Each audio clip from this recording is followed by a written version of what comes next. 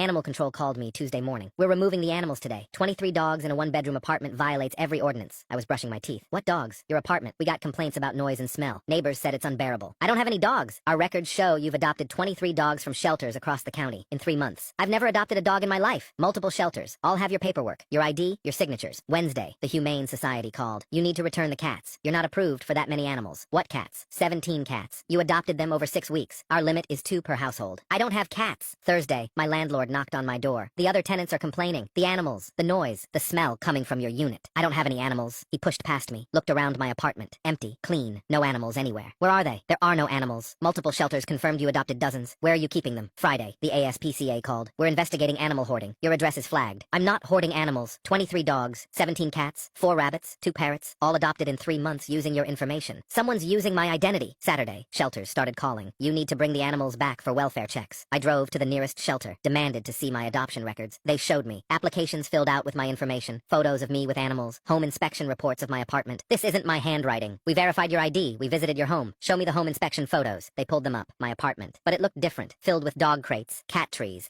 litter boxes everywhere. That's not my apartment. That's your address, your unit number. Sunday, I realized what was happening. Someone was using my information, but a different apartment. Monday, animal control agreed to visit. We went to my apartment. Clean, empty, no animals. Then where are they? We checked with the building manager. Is there another unit that looks like mine? Unit 2B is identical floor plan to yours. Who lives there? Sarah Martinez. Someone had rented Unit 2B using my identity. Different apartment, same building, same layout. Been adopting animals using my information, keeping them in that unit. When shelters did home checks, they visited the right building, but the wrong apartment. Tuesday, animal control raided Unit 2B, found all the animals, cramped conditions, filthy, barely surviving. The person wasn't home, but lease showed my name. All utilities in my name. All adoption papers in my name. Wednesday, they found her. My ex-coworker from a job 5 years ago. She'd kept my information when we worked together. Police brought her in for questioning. I watched through the one-way glass with an animal control officer. Why did you do this? The detective asked. She sat there surrounded by evidence. Forged adoption papers, fake IDs, lists of shelters across 3 counties. You rented an apartment using her identity? Same building as hers, Unit 2B. Same floor plan as her unit. I used her name on the lease, her credit, her employment verification. Then started adopting animals? I went to shelters, showed her ID, filled out applications in her name, passed home checks. How did home checks pass? Inspectors came to the building, to her address. I told them Unit 2B, same building. They never questioned it, just checked that it was the right address. The detective looked at the photos. Dozens of animals crammed into one apartment. You adopted 46 animals in 3 months? Dogs, cats, rabbits, birds. I told shelters I was rescuing them, saving them from euthanasia.